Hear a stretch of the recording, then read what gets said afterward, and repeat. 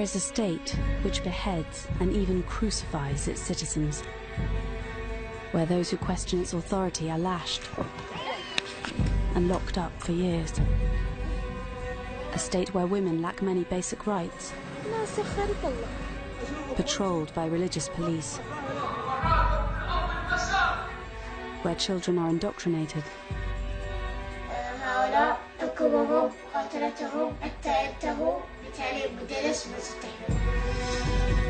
but this is not the Islamic State. This is the Kingdom of Saudi Arabia. A close ally which buys billions of pounds worth of British arms, whose security forces we equip and train, even though they're in conflict with many of their own people, whose oil we buy, and whose royals get the red carpet treatment. We have a relationship with Saudi Arabia because we receive from them important intelligence and security information that keep us safe. Working with a team of Saudi undercover cameramen, What's this? This film sets out to penetrate one of the world's most secretive and repressive states. The women, they're imprisoned. They just fear freedom. Because of American and European support to the Saudi monarchy, our people have suffered. And we will uncover how Saudi money and ideology has helped drive terrorism around the world. I think there's a very real threat that the ideology that comes from there is posing to us. Morally, we need to make a stand. I think that the chickens are coming home to roost on this one.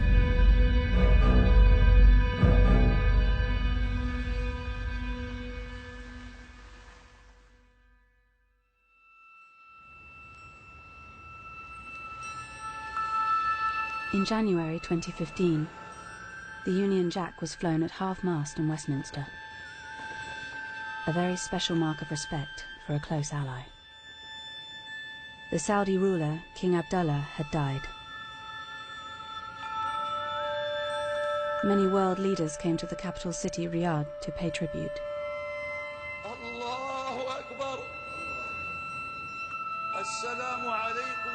In the same month, in another Saudi city, a young blogger was whipped in public. Raif Badawi was convicted of insulting Islam after he spoke out about his government and religion. He wrote, "The only way to deal with an unfree world is to become so absolutely free that your very existence is an act of rebellion."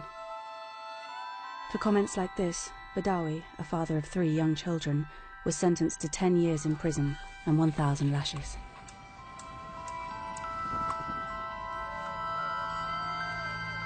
We don't approve of what Saudi Arabia does. We don't like what they do, but they are a necessary evil in combating other regimes. And of course, ultimately, they have a lot of oil. No country is the perfect ally, perfect partner, without any reservations whatsoever. So, you know, welcome to the real world. Welcome to the Premier League.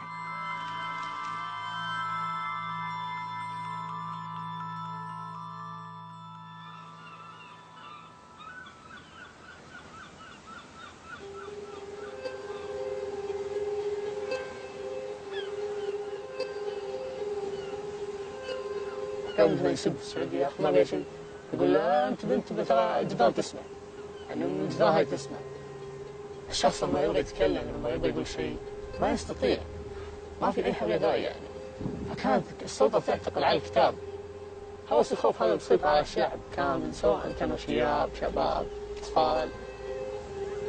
Yasser is part of an underground network of activists in Saudi Arabia. It's one of the most secretive countries in the world. No journalist can operate freely, and you can't even get in as a tourist. So Yasser's come to Istanbul at great risk to collect an undercover camera. Over the next 6 months, he will be filming secretly inside Saudi Arabia. If caught, he'll be imprisoned. من ناحية إنه في خطر، نعم في خطر، نبغى الناس تشوف، نبغى الناس تعرف يعني كيف إحنا عايشين في اضطهاد وفي ذل وفي استعباد. ألزم علي إني أوصل الصورة البائسة هذه للناس واللي يكون يكون.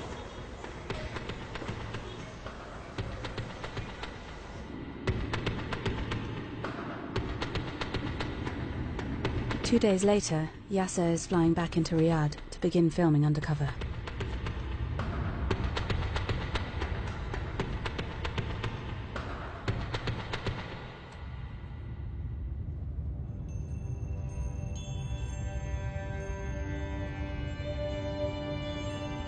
In Saudi Arabia, the king is all-powerful. Since he came to the throne in 2015, King Salman's face looms large over the streets. Saudi Arabia is the home of Islam's holiest sites and the world's largest oil exporter. Its state oil company is worth an estimated £7 trillion. The royal family and their inner circle are worth billions. Yasser films an avenue of palaces. The external face of Saudi Arabia is ostentatious wealth and luxury shopping malls.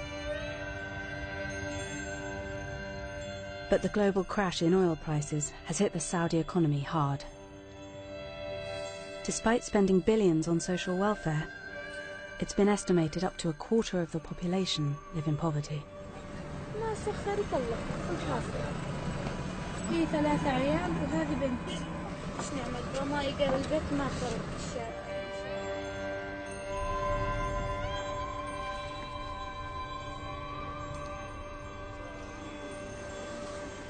راح اخليكم تشوفون وين هالناس عايشين. This is how millions of Saudis live, a reality rarely seen by the world because you can't film openly here. الناس هنا عايشة في عذاب مهلكة. الله غرفة الشيخ أقسم يا أطفال يبيعون لا إله إلا الله. وناس من الناس عايشين كيف؟ شوفوا مجاري شوفوا السوق تكتب المال تشحذ. Yasser's in Saudi's second city, Jeddah. He shows us how women often end up begging on the streets.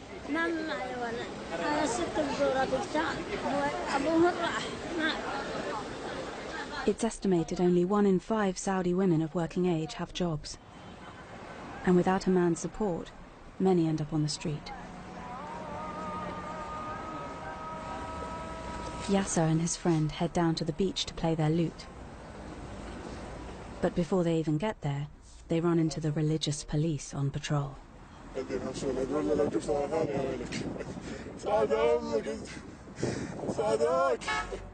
In Saudi Arabia, playing music in public is forbidden by the religious police.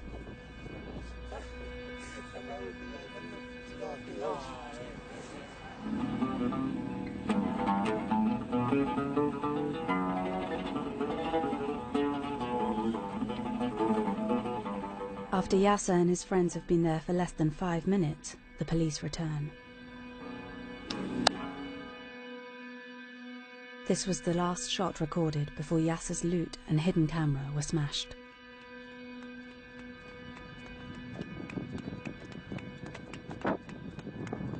جيمس كسولي أصبعي اليوم وكسولي العود حتى.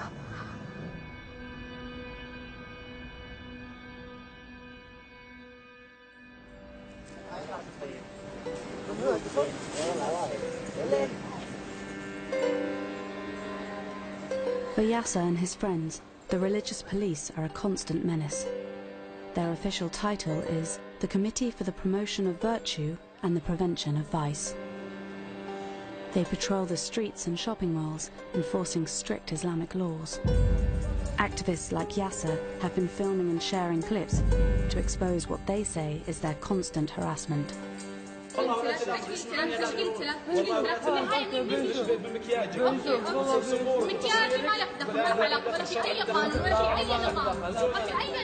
They force women to cover themselves and drive people out of cafes to go and pray.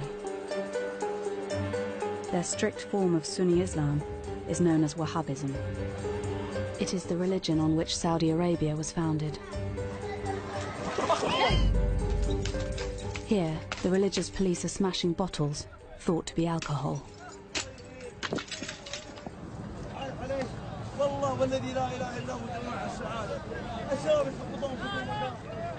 The majority of Saudis are thought to support the state Wahhabi ideology. Filming secretly in a mosque, Yasser records this preacher spreading hatred of other religions.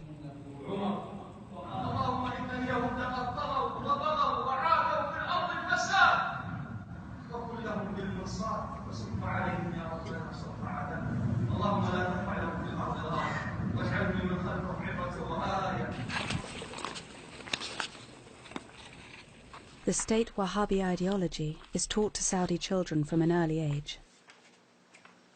Yasser filmed a 14-year-old Saudi boy showing him the books they use at his school. Books made in Saudi Arabia, but exported to the world. الشيعة والكفار المسيحيون هؤلاء حكمهم مقاتلتهم حتى ينتهوا طبعا هؤلاء سينحرون لأن بتعليم مدرس ما تستحيل. The textbook doesn't just attack other religions. It portrays the Shia Muslim minority at home as the enemy. طبعا داخل عن الشيعة أنهم رافضة مقاتلتهم وإبعادهم عن دين الإيمان لأنهم كفار ونقاتلهم حيث أمرنا دين الإسلام. The Saudi education system has been intended as an insurance policy, as a security measure to protect the ruling family and to mislead the millions of students into hatred of other religions, other cultures, and into the worship of the Saudi ruling family. Saudi Arabia is said to have made some progress reforming its textbooks, removing the worst examples of prejudice. But these books are still found in mosques and schools around the world, everywhere from Britain to areas of Syria controlled by ISIS. No wonder thousands of Saudis joined ISIS and other terror group, because they were trained in Saudi schools. From the foundation of Saudi Arabia, the support of the religious establishment has been central to the royal family's grip on power. The regime uses traditional Islamic punishments. Executions are often carried out publicly with one sword blow to the neck. The headless bodies are sometimes then displayed publicly. According to human rights groups, King Salman has asserted his rule by stepping up the rate of executions to its highest level for 20 years. In 2015, Saudi Arabia executed 157 people. This Burmese woman was convicted of killing her stepdaughter.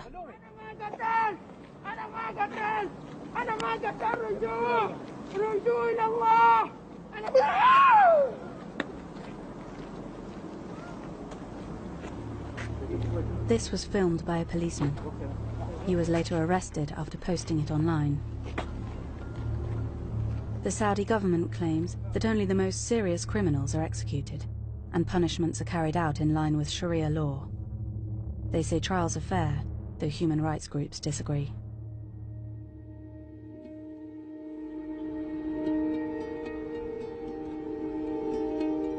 في النهاية تكمل فهم العربيين تسجينهم تعتقلهم تعتدي عليهم. لا أعتقد أن هذا الإسلام لا أعتقد أن هذه الدولة أصلا تمت الإسلام بصلاة. لكن مش الناس كلها عندها غضب، لكن المشكلة ما حد يقدر يتكلم. كل الناس تخاف الاعتقال. هم كلهم يبغون يخلون كل شيء بخفي، لأنه لو سمحوا بالحرية وبالكلام يعني بتكون أول بداية سقوط نظامهم يعني.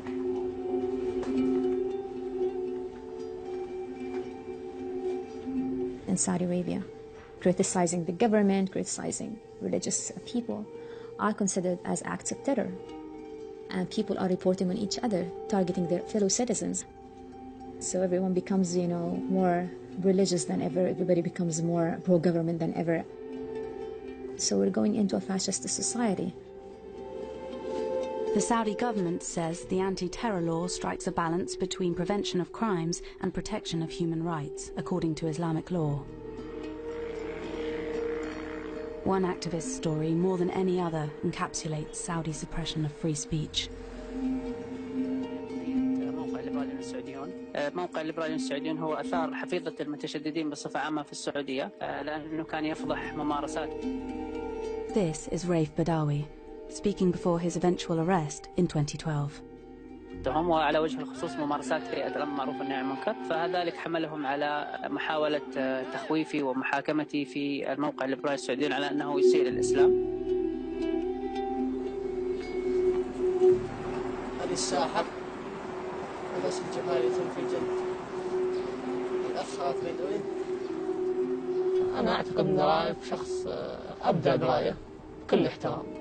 لم يرفع سلاح، لم يقتل أحد، لم يفجر، لم يكفر مثل ما فعلت السلطة.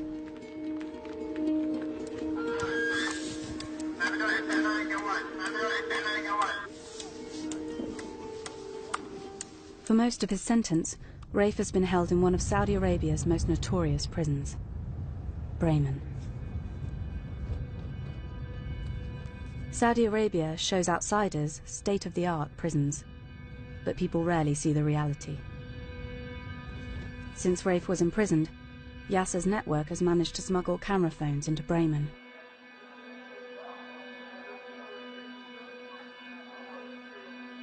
What they found was chaos and lawlessness, and prisoners injecting themselves.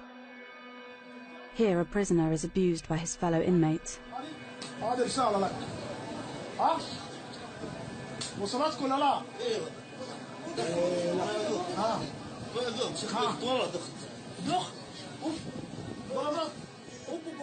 The British government had approved a £6 million contract to train Saudis on how to run its prisons. Amid the international outcry about cases like Raif Badawi's, it decided to cancel the deal, saying it was focusing its resources on domestic priorities.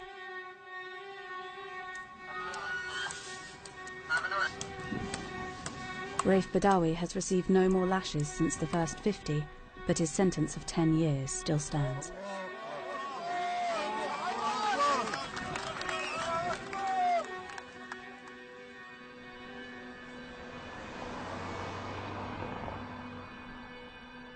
Thousands of miles away, his wife Ensaf and 3 children have received asylum after escaping Saudi Arabia. They haven't seen their father for 4 years. انت بتعرف وين بابا؟ وين؟ بالسجن. بالسجن ليش؟ ليش ما أعرف.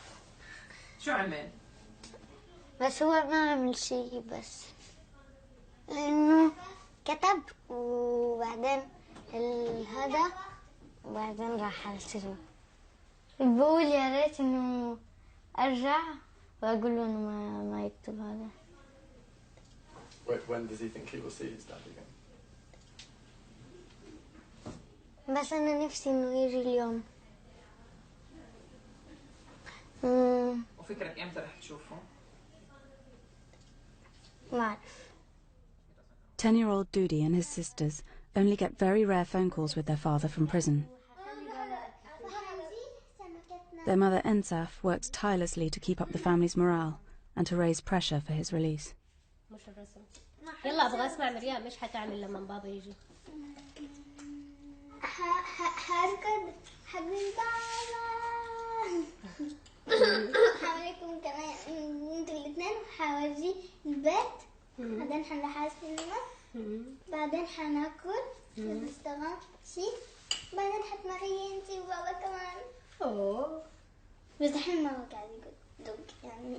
والله صح اني انا برا السجن بس كأني في سجن كمان، يعني انه لما يكون اغلى شيء في حياتك مش موجود، اولادك صار لهم 4 سنين ما هم شايفين ابوهم، اكيد ده شيء صعب، بس انه ماشيين مكملين. Ensaf's campaigning and international pressure mean that Rafe's case is up for review in the Saudi courts. والله بصراحة أنا دائما عندي أمل قبل السنة الجاية إن شاء الله على نويل هذا يكون رايف معانا ومن زمان. بس لحد الآن لسه ما جاني ولا أي خبر كويس من السعودية.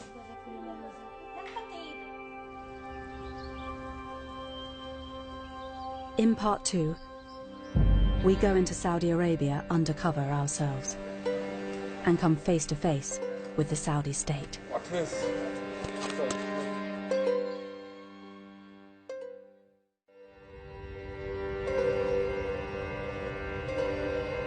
Our undercover cameraman Yasser has been filming for us at great risk.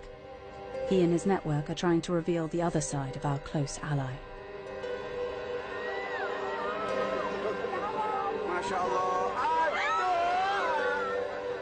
Saudi Arabia doesn't allow tourists, and they don't allow journalists to operate without minders. So we're flying into Riyadh as businessmen after setting up a fake company.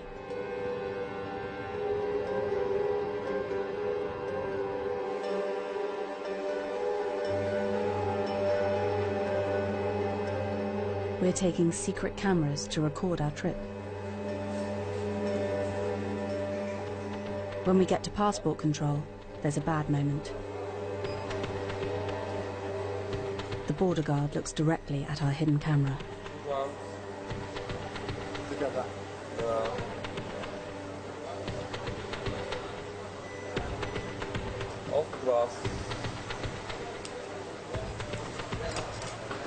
What's this?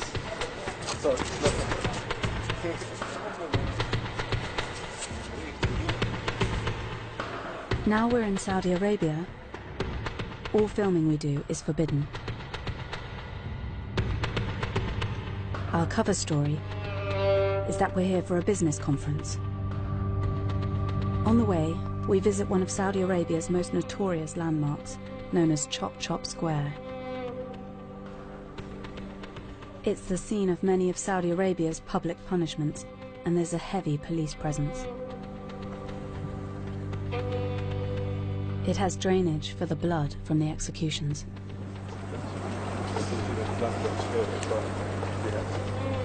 Two Westerners in the middle of Chop Chop Square inevitably raise suspicion.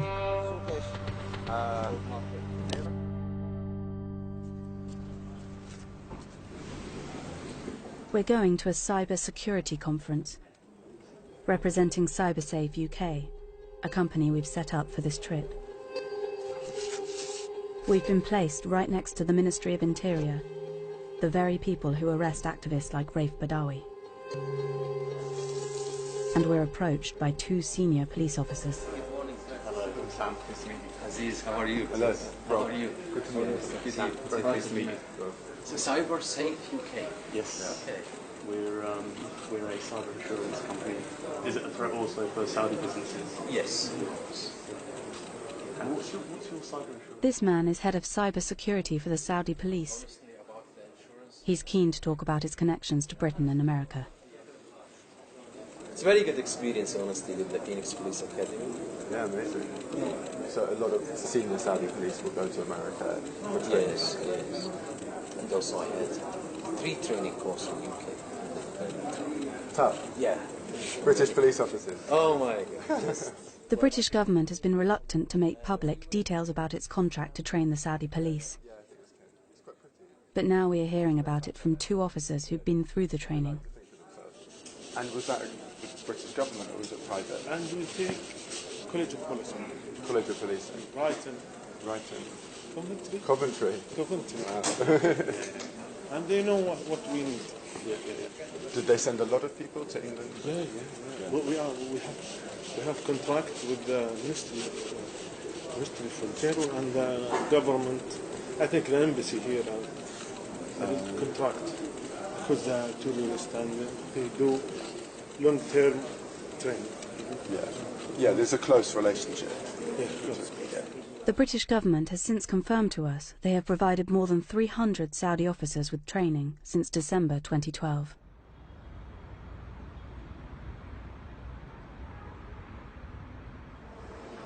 Despite some reforms in education, employment and politics in recent years, women still don't have the same legal rights as adult men.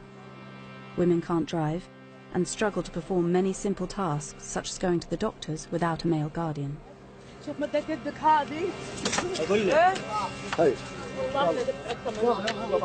In some cases of abuse, the authorities do act, but if a woman is the victim and tries to report it, the police may tell her she needs a male relative to file a complaint. This is a tribal society, and it's been kept this way. Violence is a symptom of the position of women in a society because it reflects how people view the roles of women. The philosophy of the government is to keep the control of the man, or the power of the father, basically. So violence is used as a disciplinary way or a controlling way. But some women in Saudi Arabia are starting to fight back. One woman has become the figurehead for the new women's rights movement. It's to meet her that we've come to Saudi. Lujain Hafloul is Saudi Arabia's most prominent women's activist, a constant thorn in the side of the regime. She uploaded videos of herself driving as part of a campaign to change the ban against it. أهلين معكم لجين الهذلول. أنا الآن في طريق الغويفات بحاول أقطع الحدود السعودية من هناك ونشوف وش يصير. Moments after this was filmed, Lujain was arrested trying to enter Saudi Arabia. She was imprisoned for 73 days without trial. Eventually, she was released, but she is banned from traveling, and she says she still has terrorism charges against her. Despite the risk, she is still happy to meet us. She may be under surveillance, so we have to meet her in a secret location. I've been threatened since the beginning. My car was broken. I almost got beaten up just because of the campaign. People wrote me letters on Facebook and sent me all sorts of weapon pictures, saying that if I continue, I'll be murdered or my family harmed. Lujain's campaign sparked a debate inside Saudi Arabia. To some women, she became a hero. To the more conservative elements, a hate figure. I try to represent their rights. Some of them don't believe that it's their own rights. They refuse it, they reject it. But I believe that they're imprisoned in their own old raising, their old mindset, or they just fear freedom. Although banned from activism, Lujain hasn't stopped campaigning.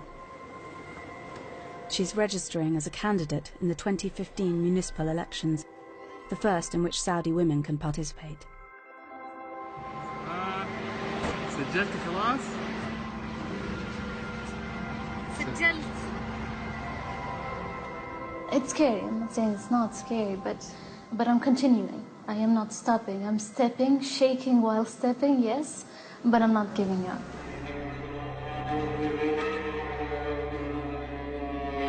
We'd managed to meet a Saudi activist without being detected by the security forces.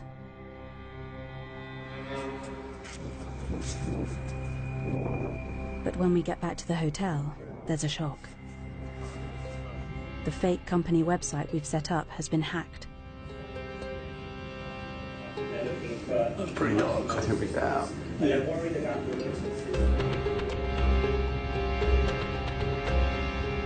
We don't know who's testing our cover story, but we're forced to leave early and head straight to the airport. We hope that there's no travel ban on our passports. If we're discovered, we know we'll be arrested.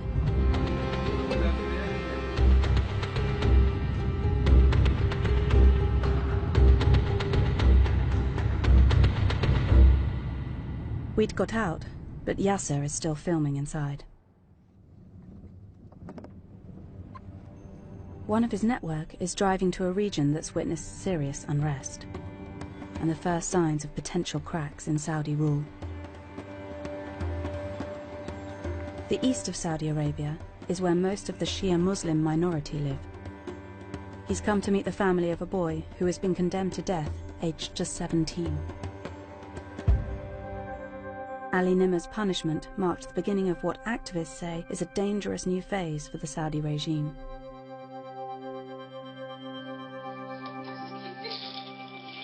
ما تفاصحي ما أنا متفاصحة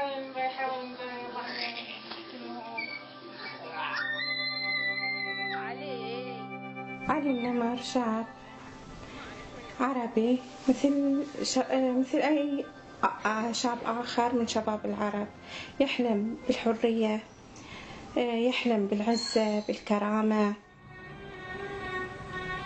In 2011, Ali Nimr was a schoolboy who joined in street protests inspired by the Arab Spring. Young Shia men hit the streets in unprecedented numbers in a country where protests are illegal.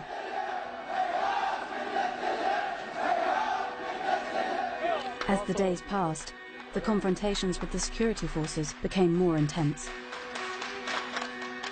The Saudi police reacted to the protesters with bullets. Scenes like this have raised questions about Britain's contract to train Saudi police.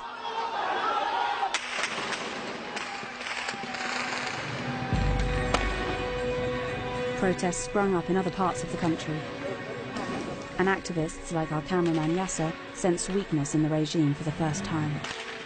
عند شعور احنا ننتصر خلاص يعني جاءت اللحظة اللي خلاص احنا نتغلب على هؤلاء المستبدين اللي عشرات السنين استبدوا فينا واستعبدوا فينا.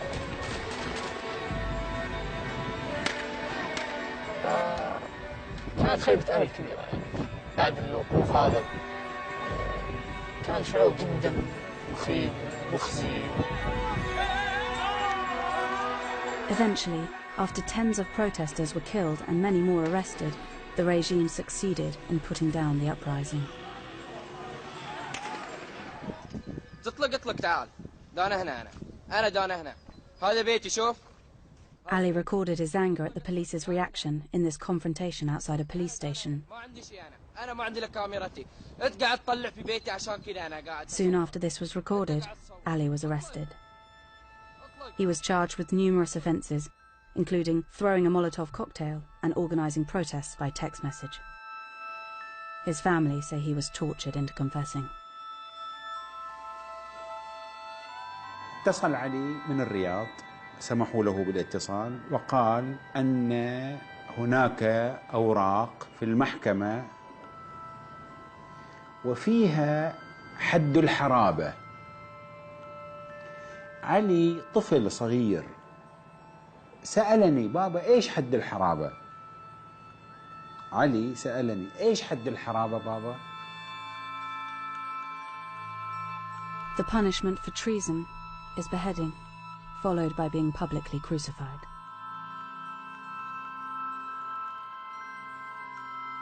But some felt Ali was being punished because of this man. Sheikh Nimr was Ali's uncle. He was seen as the spiritual leader of the protests. نحن على امتداد 100 عام نعيش ظلم وجور وخوف وترهيب، لا نخاف الموت ونعشق الشهادة.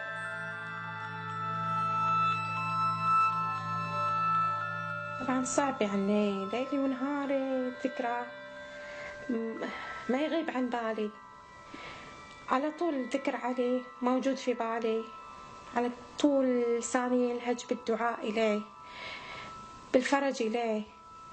أشياء كثيرة في البيت تعني لي علي، كل البيت أصلا يعني لي علي.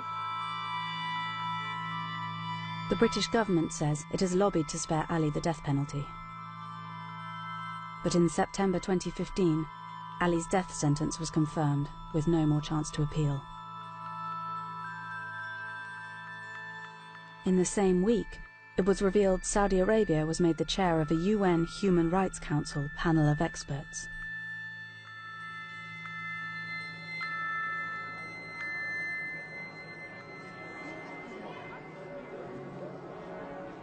Ensaf, the wife of Raif Badawi, the blogger sentenced to 1,000 lashes, is in Strasbourg to collect an award on his behalf. It's good for her campaign, but the review of Raif's case in the Saudi courts has not gone well.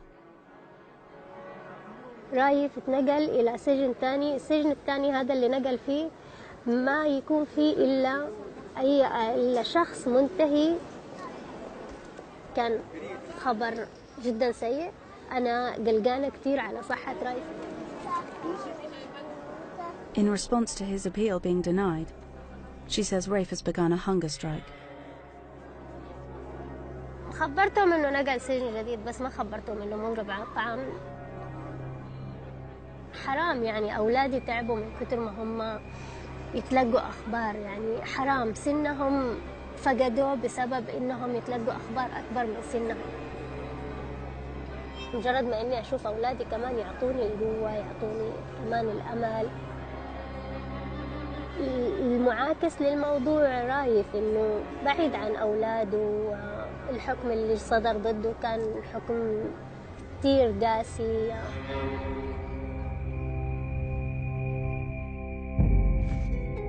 In part 3, we uncover how internal Saudi ideology has been spread around the world.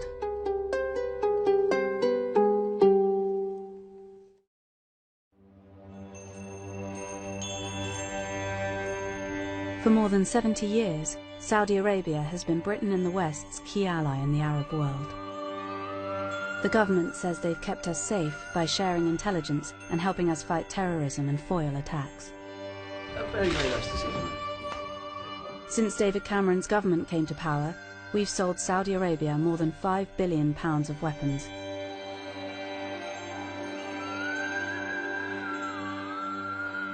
Saudi Arabia has been a very important partner. We've got our oil from them, we've sold weapons technology to them, and they have been an ally in providing intelligence about low-level al-Qaeda activities.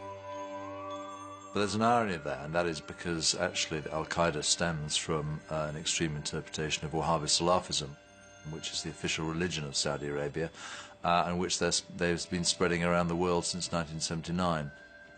So there's an ambivalence to that relationship. The Saudis have spent at least $70 billion spreading Wahhabi Islam around the world. But they've always denied any official link to terrorism, and are now preparing to send troops in to fight against ISIS in Syria. But evidence has come to light related to the most high-profile terror attack of all.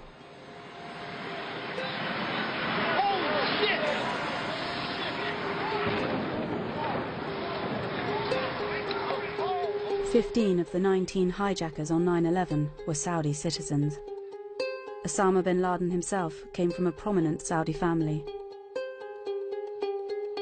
It prompted the United States to investigate Saudi links to terrorist organizations. There were individuals within the Kingdom of Saudi Arabia, some of them prominent citizens, some of them people with ties to the royal family, who were funneling funds to all kinds of activities.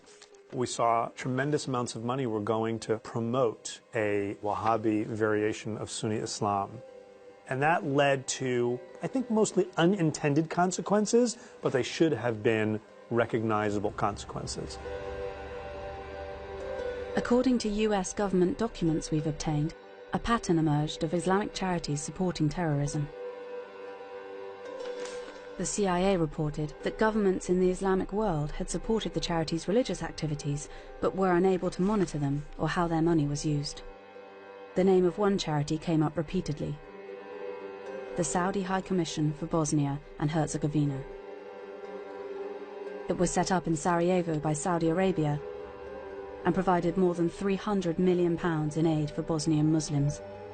The Saudi High Commission was a significant state-funded charity, and it was tied in certain instances to financing terrorism, in particular in Bosnia, for example. There were people within this institution who were funneling funds to terrorist groups at the time. But more than allegations of passing on money, we found evidence the Saudi High Commission was providing employment and cover for terrorists. Inside this New York courthouse are boxes of evidence for a case brought by the families of 9/11 victims against the Saudi government and the Saudi High Commission. The families are currently appealing their case after it was dismissed last year on the grounds of sovereign immunity. Among the material is this tape, recorded testimony from a convicted Al-Qaeda terrorist. أنا علي أحمد. It's never before been broadcast. شخصياً بأسامة بن لادن. This is Ali Hamad, a jihadi who fought with the Mujahideen in Afghanistan and Bosnia. He alleges he and others were employed by the Saudi High Commission, and that local officials at the charity knew that he was linked to Al-Qaeda. He says Bosnia was seen as a crucial foothold in Europe for Al-Qaeda to plan future attacks. تنشر جنودها وضربتها في جميع الدول الأوروبية. البوسنة للقاعدة ليست مهمة. Hamad was later involved in setting off a car bomb in Bosnia in 1997 after the war had ended. It was apparently designed to kill non-Muslims and reignite the fighting there. Documents obtained by lawyers for the 9/11 families also reveal Washington knew about the charity's direct links to terror. But it was only after 9/11 that action was taken. NATO's heightened state of security. 2 weeks after the 9/11 attacks, NATO special forces raided the charity's offices in Sarajevo. Are you saying that you have evidence of Al-Qaeda's activities here in Bosnia? Yes. We've spoken to another senior officer involved in the raid, who described the material they uncovered as very disturbing. A hard drive of maps of military buildings in Washington, information on how to fake State Department badges, and before and after pictures of the World Trade Center.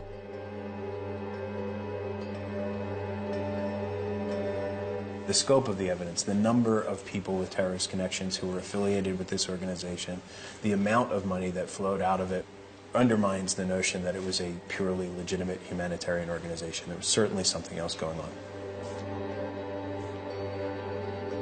Documents filed in court confirm that the Saudi High Commission was an official arm of its government which provided a third of its funding,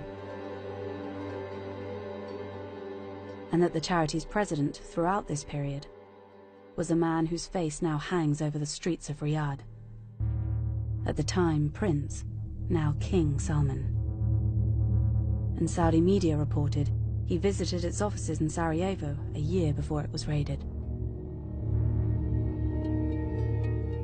The Saudi High Commission was linked to radical individuals who, in several different instances, were allegedly involved with Al-Qaeda. That suggests to me a questionable sense of judgment about what the drivers of terrorism are or historically have been. King Salman could or should have done a better job in exerting oversight over the organizations in which he was chair.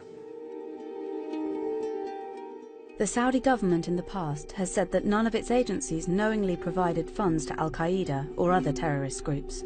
There is no suggestion King Salman, the royal family, or senior Saudi officials knew about or were involved in the alleged support for terrorism at the Saudi High Commission. The 9/11 Commission said that although Saudi Arabia had long been considered the primary source of Al-Qaeda funding, it had found no evidence that the Saudi government or senior officials individually funded Al-Qaeda, but that this did not exclude the likelihood that charities with significant Saudi government sponsorship diverted funds to Al-Qaeda. Since 9/11, Saudi Arabia has wanted to show the world that they are tackling terrorism. They themselves have been the target of attacks, and they have passed laws to clamp down on private donations from inside the kingdom. They have carried out airstrikes against ISIS, and are now preparing for a ground war against them in Syria. They also deny Saudi Arabia supports ISIS ideologically. But many feel that it's the underlying Wahhabi ideology that's the wider problem.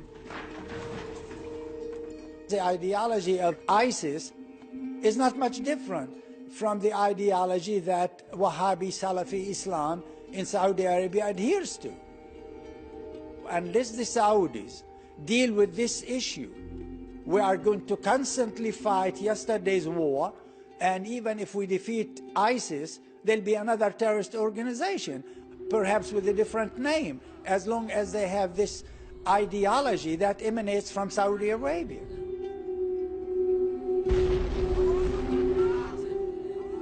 I think our national interest needs to take into account the very real threat that the ideology that comes from there is posing to us, and we see this in Daesh, we see it in ISIS, we see it in our domestic terrorism. And so I think that morally we need to make a stand. I think that the chickens are coming home to roost on this one. King Salman's government says it's leading a crackdown on terrorism at home as well as abroad. They've led a coalition against an uprising by a Shia militia in neighbouring Yemen, using British and American weaponry in a widespread bombing campaign.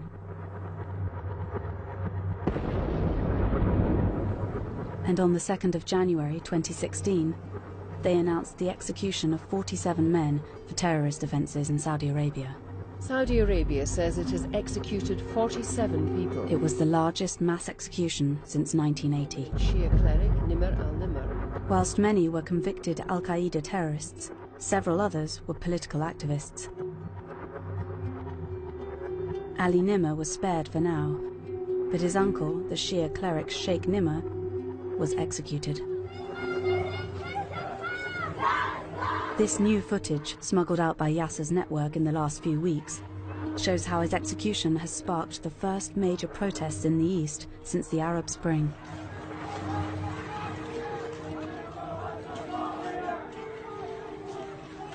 أنا شخصيا أعتبر أن السيف مسلط على رقبته.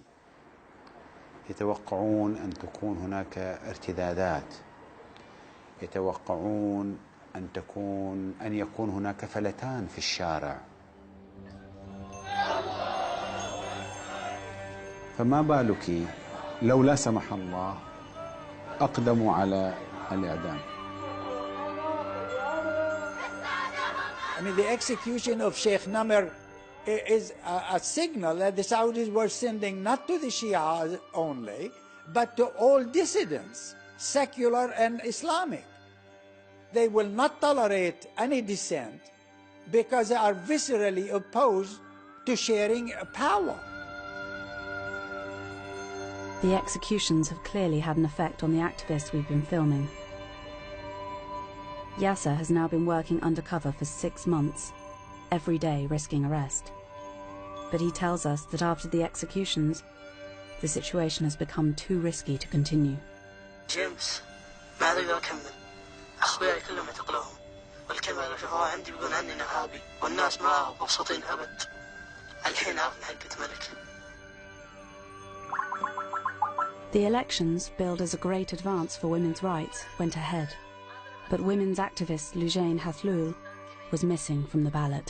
Definitely, I'm a troublemaker for them. That's why they don't really want me. Or actually, I think it's the case of me being a very vocal person about human rights or women's rights.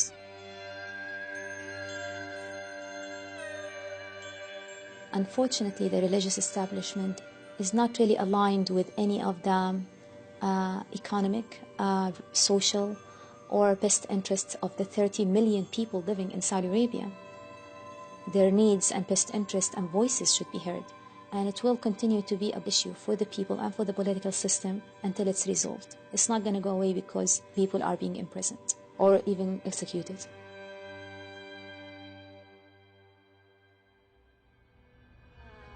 A year since Raif Badawi was publicly flogged, he's still serving out his 10-year sentence.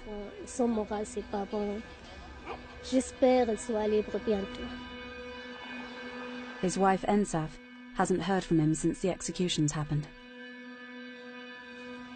بصراحة يسألوهم الفترة هذه كتير ليه بابا ما عاد يتصل. ما عندي جواب. لو ما بعرف. لأنه فعلا أنا ما بعرف ليه. كل الأخبار اللي نسمعها ما أحب أحكي عنها عشان ما يجي خلط في راسي، فما أحب إني أحكي عنها. أحب إنه دائما أنا مقتنعة قناعة تامة عن إنه كل اللي قاعد يصير مختلف عن قضية رايف تماما.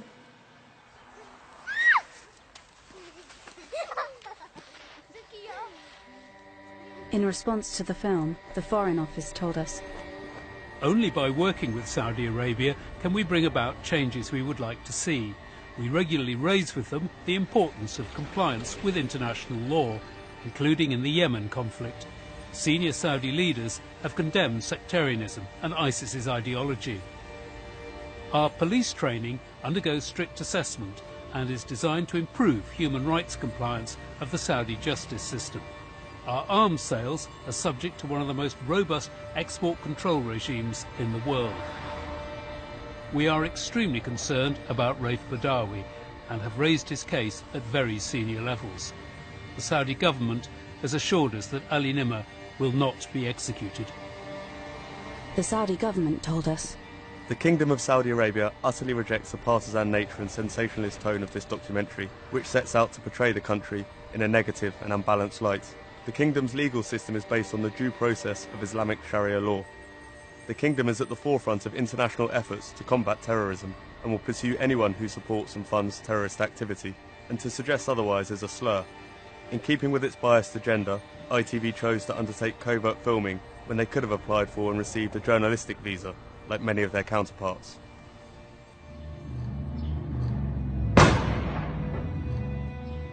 Activists say they're being forced underground, but with the spread of phones and cameras, it has become impossible for the regime to control what the world sees.